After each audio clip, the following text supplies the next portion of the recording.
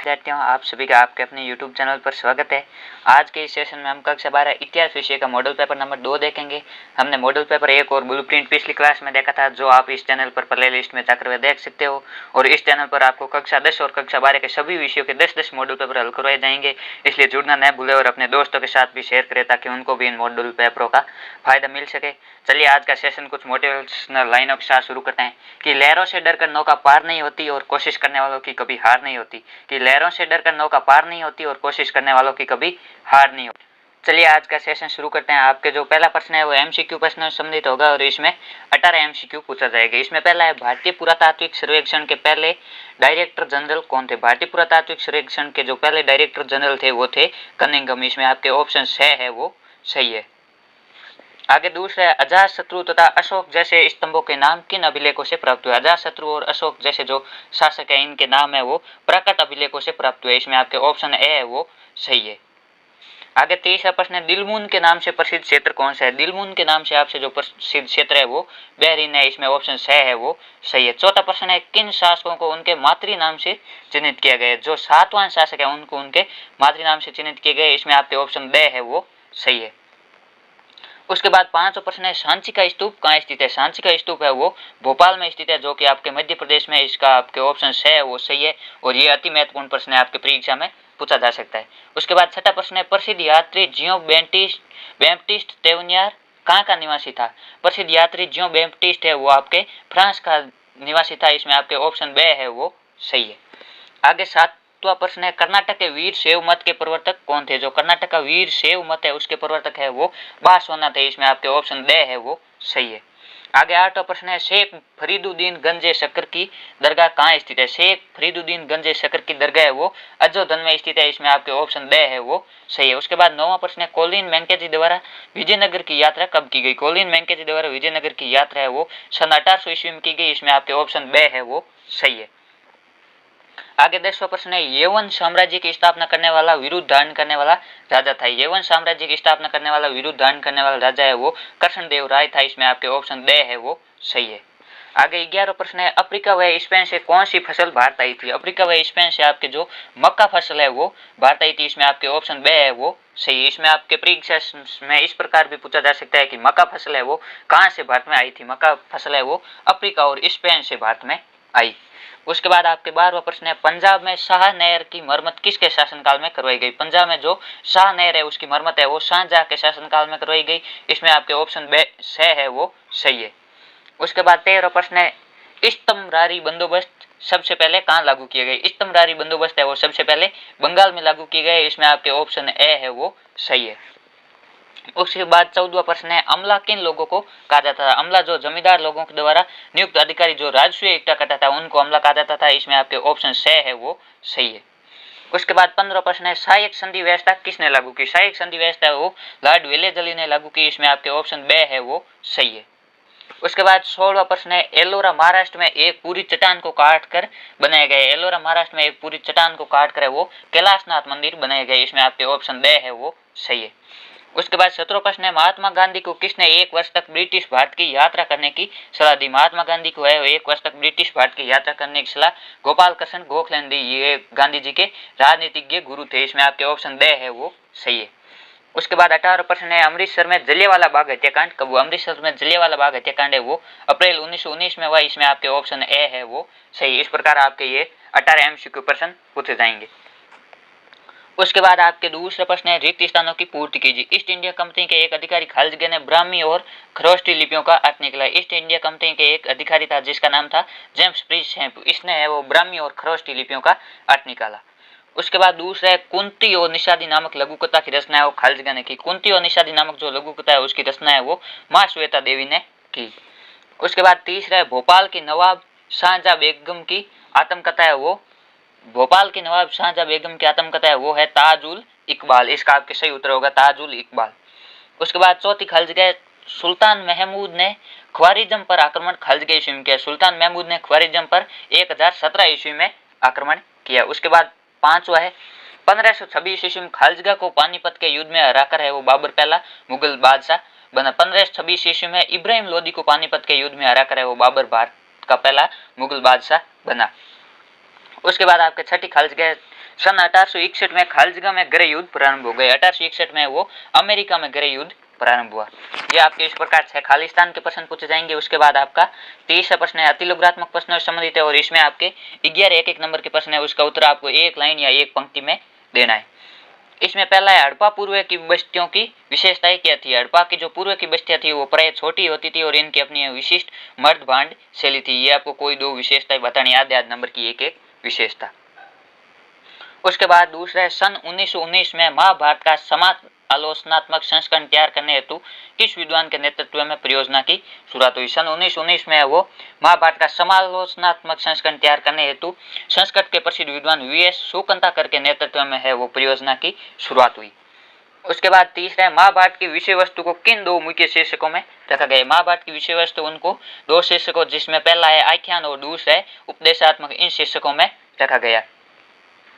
उसके बाद चौथा प्रश्न है अल बिरूनी ने अपने लेखन में किस भाषा का प्रयोग किया। अल बिरूनी ने अपने लेखन में वो अरबी भाषा का प्रयोग किया। उसके बाद पांचवा इब्न बतूता का जन्म कहाँ हुआ था। इब्न बतूता का जन्म है वो तंजीर में हुआ था। छठा प्रश्न है शंकरदेव के उपदेश किस नाम से संबोधित किए जाते थे। शंकरदेव के उपदेश है वो भगवती धर्म नाम से संबोधित किए जाते थे। उसके बाद आपके है सातवां प्रश्न है नैनार संतों के प्रभाव से दक्षिण भारत में किसकी प्रतिमाओं का निर्माण हुआ और किस धातु में। नैनार संतों के प्रभाव से दक्षिण भारत में वो कांस्य में डाली गई शिव की प्रतिमाओं का है वो निर्माण हुआ और ये कांस्य की बनी हुई थी। आठवां आईने दयाशाला किसने जारी किया। आईने दयाशाला है वो अकबर ने जारी किया और वह फ्रांसिस बुकानन किस गवर्नर जनरल का शल्य चिकित्सक भी रहा। फ्रांसिस बुकानन है वो लॉर्ड वेलेजली का शल्य चिकित्सक भी रहा। उसके बाद 10वां इसमें आपके 10वां प्रश्न है गांधी जी ने आंदोलन को क्यों स्थगित किया। गांधी जी ने आंदोलन हिंसात्मक घटना के कारण है वो स्थगित किया। इसमें चोरा चोरी घटना में वो हिंसा फैल गई, इस कारण है वो गांधी जी अहिंसक आंदोलन चाहते थे, इसलिए उन्होंने आंदोलन का वो स्थगित कर दिया। उसके बाद आपके 11वां प्रश्न है संविधान सभा में डॉक्टर BR अम्बेडकर केंद्र व राज्यों में से किसको शक्तिशाली बनाना चाहते हैं। संविधान सभा में डॉक्टर भीमराव अम्बेडकर व केंद्र व राज्यों में से केंद्र को शक्तिशाली बनाना चाहते थे। उसके बाद आपका जो खंड 2 है उसमें लघुत्तरात्मक प्रश्न पूछा जाएगा। इसमें चौथा प्रश्न है मगध के सबसे शक्तिशाली महाजनपद होने के कारण बताइए। मगध के सबसे शक्तिशाली महाजनपद होने के प्रमुख कारण है वो निम्नलिखित थे। इसमें पहला है मगध का प्रदेश बहुत उपजाऊ था। दूसरा है मगध में लोहे की खदानें भी सरलता से उपलब्ध थी, लोहे से उपकरण और हथियार बनाना सरल होता था। तीसरा है मगध के जंगली क्षेत्रों में हाथी उपलब्ध थे जो सेना के एक महत्वपूर्ण अंग थे। और चौथा है गंगा और इसकी उपनदियों से आवागमन सस्ता और सुलभ था। ये मगध के शक्तिशाली महाजनपद होने के 4 प्रमुख कारण है। पहला इसमें क्षेत्र उपजाऊ था, दूसरा लोहे की खदानें थी, तीसरा हाथी उपलब्ध थे और चौथा गंगा और अन्य नदियों के कारण वो आवागमन सस्ता और सुलभ था। इसके बाद आपका 5वां प्रश्न है अभिलेखों से जानकारी प्राप्त करने में किन किन कठिनाइयों का सामना करना पड़ सकता है, किन्हीं दो का उल्लेख कीजिए। यानी कि जो अभिलेख है उनसे जानकारी प्राप्त करने में हमें किन किन कठिनाइयों का सामना करना पड़ता है, कोई दो कठिनाइयां बतानी है। कभी कभी इनकी तकनीकी सीमा होती है, अक्षरों को हल्के ढंग से उत्कीर्ण किया जाता है जिन्हें वो पढ़ पाना मुश्किल होता है। दूसरा अभिलेखों के शब्दों के वास्तविक अर्थ के बारे में पूर्ण रूप से ज्ञान हो पाना भी हमेशा आसान नहीं होता है, क्योंकि कुछ अर्थ किसी विशेष स्थान या समय से संबंधित होता है। क्यों इसमें जो अक्षर है वो हम आसानी से पढ़ नहीं सकते, कुछ है वो हल्के ढंग से उत्कीर्ण किए होते हैं और कुछ है वो हम उसके वास्तविक अर्थ के बारे में नहीं जान सकते, क्योंकि कई वर्ड है जो समय और स्थान के हिसाब से परिवर्तित होते हैं। उसके बाद 6वां प्रश्न है समाज में फैली सामाजिक विषमताओं के संदर्भ में बौद्ध द्वारा प्रस्तुत की गई उदाहरणों का वर्णन कीजिए। सूत पिटक नामक बौद्ध ग्रंथ में एक मिथक ये है कि प्रारंभ में सभी जीव है वो शांतिपूर्वक रहते थे और प्रकृति से उतना ही ग्रहण करते थे जितना एक समय के भोजन की आवश्यकता होती थी, परंतु कालांतर में यह व्यवस्था क्रम से पतनशील हुई और लोग अधिकाधिक लालची, प्रतिहिंसक और कपटी हो गई। ये जो बौद्ध के उदाहरण है वो आपके सूत पिटक नामक बौद्ध ग्रंथ में है। उसके बाद आपके 7वां प्रश्न है इब्न बतूता ने नारियल का वर्णन किस प्रकार किया है। इब्न बतूता के अनुसार नारियल के वृक्ष है स्वरूप में सबसे अनोखे और प्रकृति में सबसे आश्चर्यजनक वृक्षों में से है। यह बिल्कुल खजूर के जैसे दिखते हैं। नारियल मानव शीर से मेल खाता है क्योंकि इसमें भी 2 आंखें और एक मुख है और अंदर का भाग हरा होने पर मस्तिष्क जैसा दिखाई देता है। इससे जुड़ा रेशा और बालू जैसा दिखाई देता है, वह इसे रस्सी भी बनाते हैं। उसके बाद आपके 8वां प्रश्न है विजयनगर साम्राज्य की किलेबंदी का संक्षेप में वर्णन कीजिए। जो आपके विजयनगर साम्राज्य है उसकी किलेबंदी कैसी थी। विजयनगर की एक विशाल किलेबंदी थी। इसमें न केवल शहर को बल्कि कृषि में प्रयुक्त आसपास के क्षेत्र तथा जंगलों को भी घेरा गया था। इस किलेबंदी का 3 घेरा बनाया गया था। पहला किलेबंदी से जुटे हुए खेतों को, दूसरा किलेबंदी से नगरीय केंद्र के आंतरिक भाग को, और जबकि तीसरी किलेबंदी से वो शासकीय केंद्र को घेरा गया था। इस प्रकार ये आपके विजयनगर साम्राज्य की किलेबंदी थी। नौवां है, आप कैसे कह सकते हैं कि विजयनगर के प्रधानमंत्री राम राय द्वारा सुल्तानों के प्रति अपनाई गई नीति वो जोखिमपूर्ण थी? इसका उत्तर है ये राम राय की जोखिम भरी नीति थी, जिसके अनुसार उसने दक्कन सल्तनत के एक सुल्तान को दूसरे के विरुद्ध करने की कोशिश की, किंतु वे सुल्तान एक हो गए और उन्होंने इसे निर्णायक रूप से पराजित है वो कर दिया था। ये जो राम राय की है वो नीति पूरी जोखिम भरी थी और उसने जो दक्कन के सुल्तान थे उनको है वो एक दूसरे विरुद्ध लड़ाने की कोशिश की, लेकिन सुल्तान अलग हो गए और उनको निर्णायक रूप से पराजित कर दिया। उसके बाद आपका 10वां प्रश्न है, खुद कास्ट व पाई कास्ट क्या है, इनमें अंतर स्पष्ट कीजिए। इसका मुगल काल में दो तरह के किसान होते थे, खुद कास्ट व पाई कास्ट। खुद कास्ट वह किसान थे जिनके पास अपनी जमीन होती थी और वे अपने गांव में ही रहकर खेती करते थे, और पाई कास्ट वह किसान थे जो दूसरे गांव से ठेके पर खेती करने आते थे। किसान अकाल व भूखमरी जैसी आर्थिक परेशानी के कारण वो पाई कास्ट बनते थे। यानी कि खुद कास्ट है वो किसान थे जिनके पास खुद की जमीन थी और अपनी जमीन पर ही खेती करते थे, और पाई कास्ट है वो जिनके पास खुद की जमीन नहीं थी, वो दूसरे की जमीन पर है वो खेती करने जाते, वे पाई कास्ट कहलाते। और अकाल और भूखमरी जैसी आर्थिक परेशानी करने वो खुद कास्टों को भी पाई कास्ट बनना पड़ता। उसके बाद आपके 11वां प्रश्न है, उपनिवेश काल में कुदाल व हल से क्या तात्पर्य? कुदाल व हल राजमहल की पहाड़ियों के मूल निवासी पहाड़िया लोग खेती के लिए कुदाल का प्रयोग करते थे, इसलिए कुदाल की पहाड़ियों को जीवन का प्रतीक माना जाता है। आगे चलकर राजमहल की पहाड़ियों में संथालों का आगमन हुआ, जिन्होंने हल जोतकर स्थायी खेती करना प्रारंभ किया था। हल को संथालों की शक्ति का प्रतीक माना गया। जो राजमहल की पहाड़ियां उसमें कुदाल को पहाड़ी जीवन का प्रतीक माना गया है, और जो हल है हल को संथालों की शक्ति का प्रतीक माना गया है। उसके बाद आपके 12वां प्रश्न है, 1857 के विद्रोह के समय भारतीय सैनिकों में असंतोष के क्या कारण थे, कोई दो का उल्लेख कीजिए। इसका उत्तर है, सैनिकों को कम वेतन मिलता था तथा समय पर छुट्टियां भी नहीं मिलती थी। दूसरे 1856 ईस्वी में सैनिकों को अंग्रेजी सरकार द्वारा एनफील्ड राइफल्स दी गई। ऐसे अफवाह थे कि इसके कारतूसों पर गाय और सुअर की चर्बी के खोल लगे और इन्हें मुंह से खींचना होगा। इससे हिंदू और मुस्लिम दोनों धर्मों के सैनिकों को धर्म भ्रष्ट होने का भय था। इस कारण वो सैनिकों ने 1857 का विद्रोह किया। उसके बाद आपके 13वां प्रश्न है, भारतीय संविधान के निर्माण में महत्वपूर्ण भूमिका निभाने वाले त्रिगुट का वर्णन कीजिए।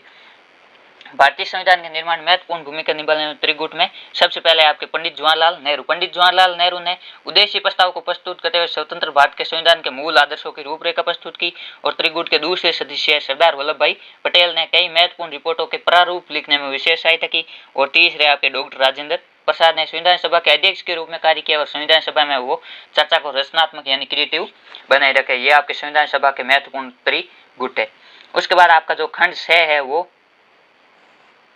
खंड 6 है, इसमें प्रत्येक प्रश्न है वो आपके 3 नंबर का पूछा जाएगा। इसमें आपके 14 प्रश्न है, हड़प्पा लिपि के बारे में आप क्या जानते हैं? हड़प्पा सभ्यता की लिपि।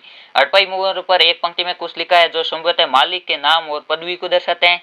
अधिकांशतः अभिलेख संक्षिप्त है, सबसे लंबे अभिलेख में लगभग 26 चिन्ह है। हड़प्पा की लिपि अभी तक पढ़ी नहीं जा सकती, इसलिए इसे रहस्यमय लिपि भी कहा जाता है। यह लिपि निश्चित रूप से वर्णमालीय नहीं थी, क्योंकि इसमें चिन्हों की संख्या है वो कहीं अधिक है। इसमें लगभग 375 से 400 के बीच है वो चिन्ह है। ये हड़प्पा सभ्यता की लिपि की विशेषता। और हड़प्पा सभ्यता की जो लिपि है वो दाईं ओर से बाईं ओर लिखी जाती थी। उसके बाद हम आपके हड़प्पा सभ्यता की बाट प्रणाली के बारे में आप क्या जानते हैं? इन दोनों में से आपको कोई एक करना है, या तो लिपि की विशेषता बतानी या बाट प्रणाली के बारे में। हड़प्पा सभ्यता की बाट प्रणाली विनिमय बाटों की एक सूक्ष्म या परिशुद्ध प्रणाली द्वारा नियंत्रित थे। ये बाट प्राय चर्ट नामक पत्थर से बनाए जाते थे। सामान्यतः ये किसी भी प्रकार के निशान से रहित और घनाकार होते थे। इन बाटों के निचले मानदंड द्वि आधारित 1, 2, 4, 8, 16 इत्यादि तक है वो 12,800 तक थे, जबकि ऊपरी मानदंड वो दशमलव प्रणाली के अनुसार थे। छोटे बातों का प्रयोग संभवतः आभूषण और मनकों को तोलने के लिए किया जाता था। यह आपके हड़प्पा सभ्यता की बाट प्रणाली। और आपको इसमें विशेष रूप से यह ध्यान रखना कि हड़प्पा सभ्यता की जो बाट है वो घनाकार में थे। यह आपके रिक्त स्थान में भी पूछा जा सकता है। उसके बाद आपके 15 प्रश्न है, कबीरदास आज भी उन लोगों के लिए प्रेरणा के स्रोत है जो सत्य की खोज में रूढ़िवादी धार्मिक सामाजिक संस्थाओं विचारों और व्यवहारों को प्रश्नवाचक दृष्टि से देखते हैं। विश्लेषण कीजिए। भारत मध्यकालीन युग से आधुनिक युग में आ चुका है, लेकिन धर्म जाति और पंथ के भेदभाव की जंजीरों में अभी भी जकड़ा हुआ है। धर्म और जाति के नाम पर अभी भी कुछ लोग अलगाव की बातें करते हैं और अपनी कुटिल नीति में अभी सफल होते हैं। ऐसी स्थिति में अगर कोई व्यक्ति भेदभावपूर्ण संकीर्णताओं का विरोध करता है और वास्तविक तथ्यों को उजागर करता है तो अनायास ही जनमानस के कवि कबीर और उनकी सीख है वो स्मरण हो जाती है। जो कबीर है उन्होंने विशेष रूप से जाति प्रथा का विरोध किया था, जो जातिगत भेदभाव उनका विरोध किया है। आज भी यदि कोई व्यक्ति है वो इस जातिगत भेदभाव का विरोध करता है और वास्तविक तथ्यों को हमारे सामने लाता है तो हमें कबीर की सीख है वो याद आती है। इसके तो हम आपके तज़किरा क्या है संक्षेप में टिप्पणी कीजिए। तज़किरा का अर्थ है सूफी संतों की जीवनियों का स्मरण। ये आपको विशेष रूप से ध्यान में रखना है। ये छोटे प्रश्नों में भी पूछा जा सकता है कि तज़किरा का अर्थ क्या है। तज़किरा का अर्थ है सूफी संतों की जीवनियों का स्मरण।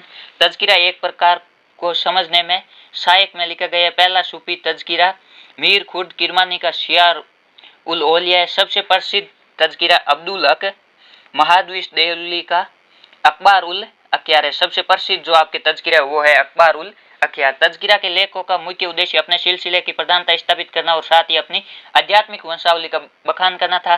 तज़किरे का वर्णन अद्भुत और अविश्वसनीय परंतु फिर भी ये वर्णन इतिहास के अध्ययन की दृष्टि से वो महत्वपूर्ण है।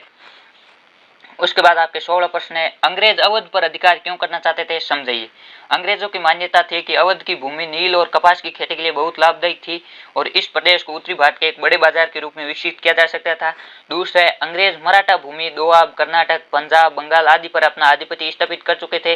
अवध पर अधिकार करके वो क्षेत्रीय विस्तार की आकांक्षा पूरी करना चाहते थे। पहले आपके जो अवध पर अधिकार करने का मूल कारण है वो अवध की जो भूमि वो नील और कपास की खेती के लिए लाभदायक थी और दूसरा है वो अंग्रेज अपना क्षेत्रीय विस्तार करना चाहते थे। इसका तो हम आपके है 1857 की क्रांति के दौरान विद्रोह में आपसी संचार के क्या माध्यम थे ये आपको बताना है। 1857 की क्रांति के दौरान विभिन्न छावनियों के सैनिक या उनके संदेशवाहक विद्रोह का संदेश देने के लिए एक स्थान से दूसरे स्थान तक जाते थे। 41वीं नेटिव इन्फेंट्री ने अंग्रेजों पर आक्रमण करने के लिए अवध मिलिट्री पुलिस से सहायता प्राप्त करने का प्रयास किया और सामूहिक रूप से निर्णय लेने के लिए देशी अफसरों की पंचायत आयोजित की जा रही थी। सैनिक एक साथ बैठकर अपने भविष्य के बारे में निर्णय लेते थे। 1857 की क्रांति के समय आपके जो मैन संचार के साधन है वो सबसे महत्वपूर्ण था संदेशवाहक और दूसरा है वो एक दूसरे से आपस में मिलकर है वो बैठकर निर्णय लेते थे। यही मुख्य संचार के माध्यम थे। उसके बाद आपके 17 प्रश्न है भारतीय संविधान में विषयों की 3 सूचियां और अनुच्छेद 356 का उल्लेख करें। भारतीय संविधान के मसौदे में समस्त विषयों की 3 सूचियां बनाई गई। ये सूचियां केंद्रीय संघ सूची राज्य सूची और समवर्ती सूची। केंद्रीय सूची में दिए गए विषय केवल केंद्र सरकार के अधीन रखे गए हैं। जो केंद्रीय सूची के अंतर्गत विषय आते हैं उन पर केवल वो केंद्र सरकार ही कानून बना सकते हैं। इसमें मुख्य रूप से जैसे कि आपके रक्षा है आंतरिक मामले और दूसरे राज्य सूची के अंतर्गत राज्य सरकारों के जो मामले हैं वो रखे गए हैं। तीसरा समवर्ती सूची में केंद्र और राज्य सरकार दोनों की साझा जिम्मेदारी और समवर्ती सूची में आपके सबसे महत्वपूर्ण जो विषय है वो शिक्षा है। ये शिक्षा एक समवर्ती सूची का विषय है। उसके बाद आपके अनुच्छेद 356 में गवर्नर की सिफारिश पर केंद्र सरकार को राज्य सरकार के समस्त अधिकार अपने हाथ में लेने का अधिकार दिया गया। यानी कि अनुच्छेद 356 के तहत यदि राज्यपाल केंद्र सरकार से सिफारिश करता है कि राज्य की शासन व्यवस्था सही संविधान के अनुसार नहीं चल रही है तो केंद्र सरकार है वो राज्य की शासन व्यवस्था अपने हाथ में ले लेती है और वहाँ राष्ट्रपति शासन है वो घोषित कर देती है। चौथा अनुच्छेद 356 में ये आपके जो अनुच्छेद 356 है वो राज्य आपातकाल यानी कि किसी भी राज्य में वो राष्ट्रपति शासन से संबंधित है। इसके अथवा में आपके है संविधान सभा में प्रथम निर्वाचिता की मांग का विरोध करने वाले किन्हीं 3 पृथक निर्वाचिता यानी कि जो पृथक निर्वाचिता थी उसका विरोध करने वाले कोई 3 नेताओं के विचार लिखे। पृथक निर्वाचिका का विरोध करने वाले ये 3 नेता थे। पहला है पंडित गोविंद वल्लभ पंत के विचार।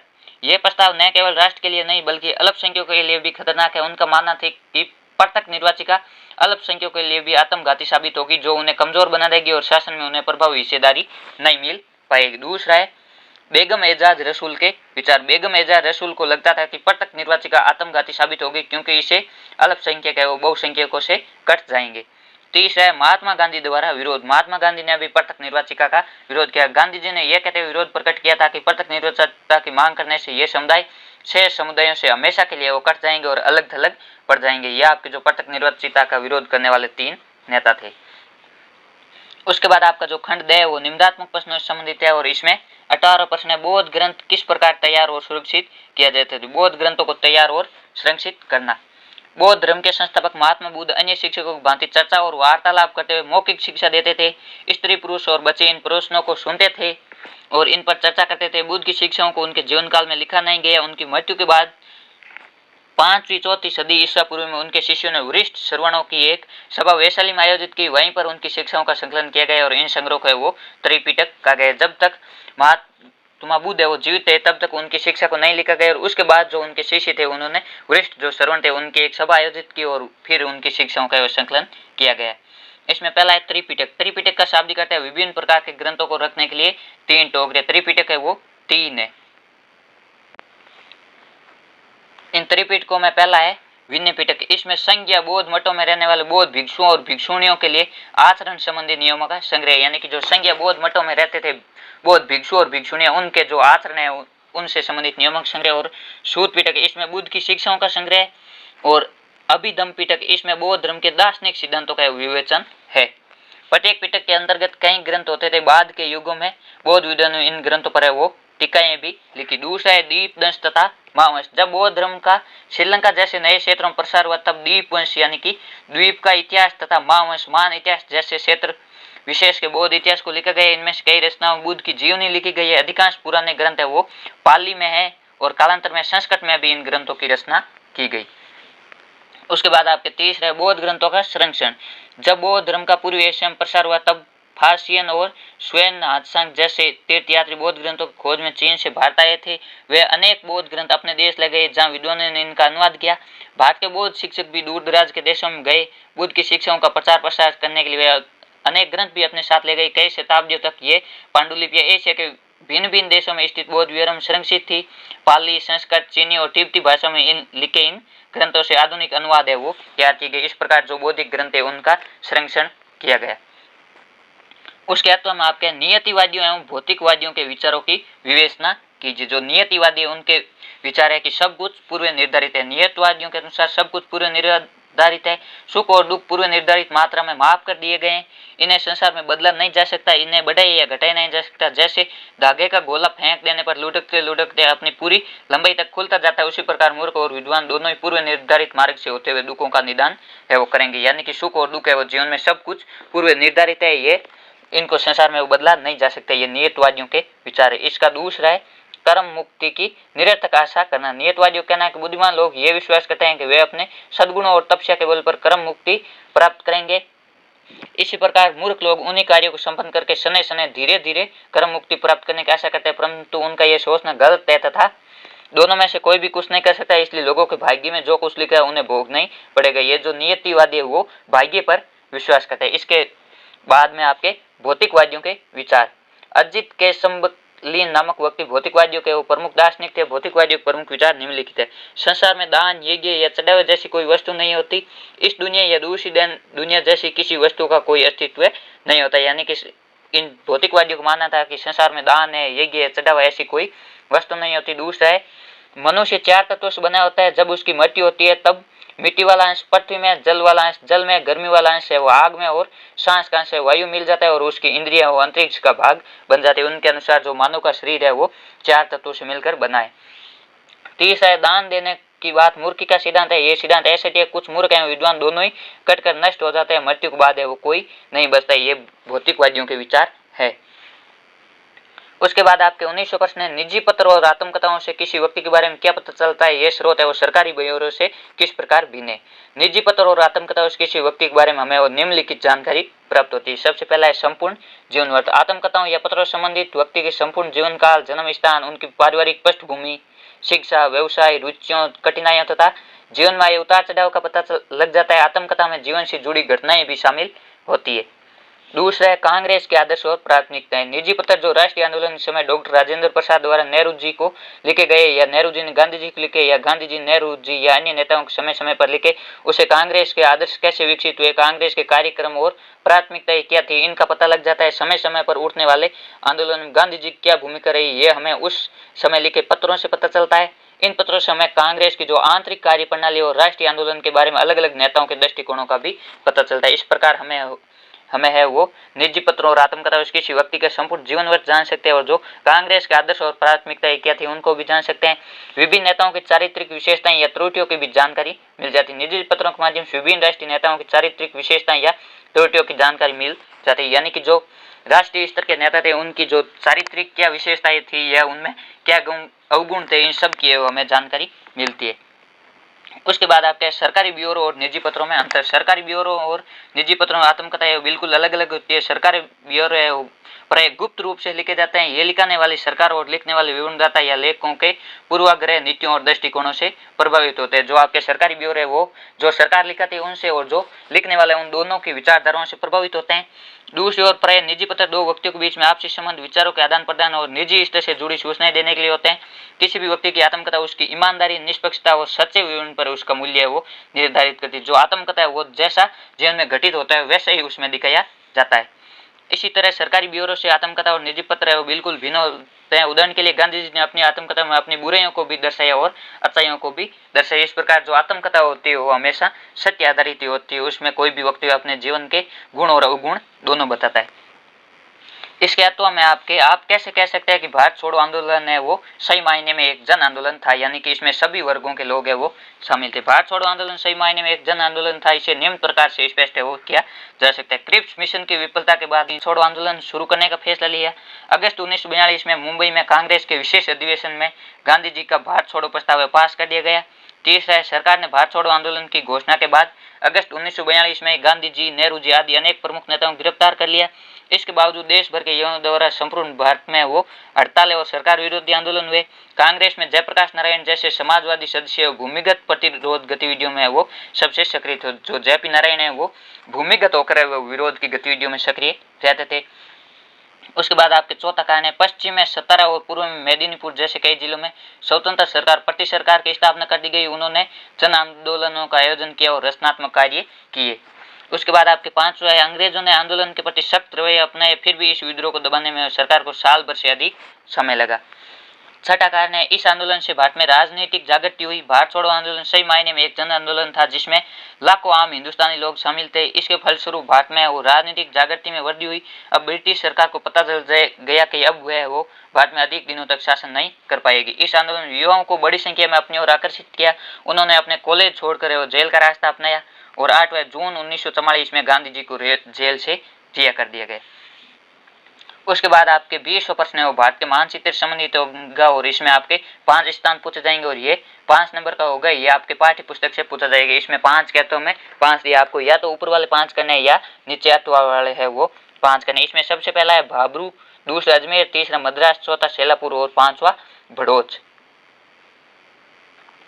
यह आपके जो भाबरू है वो राजस्थान में और अजमेर भी राजस्थान में, मद्रास है वो तमिलनाडु का प्राचीन नाम था और भड़ोच है वो गुजरात में और सोलापुर महाराष्ट्र में। ये इस प्रकार आपके 5 स्थान है। उसके बाद इसके अथवा में आपके है झांसी है, रंगपुर, बेराट, अमृतसर और आगरा। ये आपके 5 स्थान है। ये आपके जो झांसी है वो झांसी भी उत्तर प्रदेश में और आगरा भी उत्तर प्रदेश में, अमृतसर है वो पंजाब में और बेराट है वो राजस्थान में और रंगपुर है वो गुजरात में। इस प्रकार आपके ये जो बोर्ड परीक्षा में वो 20 प्रश्न पूछे जाएंगे। ये आपके जो अति महत्वपूर्ण प्रश्नों का मॉडल पेपर था ये आज का पूरा। आप यदि हमारे चैनल पर नए चैनल को सब्सक्राइब करें, अपने दोस्तों के साथ शेयर करें ताकि उनको भी इन मॉडल पेपरों का फायदा मिल सके और हमारा टेलीग्राम ग्रुप ज्वाइन करें जहां पर आपको इन सभी मॉडल पेपरों की है वो पीडीएफ मिल जाएगी और टेलीग्राम ग्रुप का लिंक है इस वीडियो के डिस्क्रिप्शन में दिया गया है। और याद रहे आपको कक्षा 10 और कक्षा 12 के सभी विषयों के 10-10 मॉडल पेपर है वो इसी चैनल पर हल करवाए जाएंगे। धन्यवाद। जय हिंद।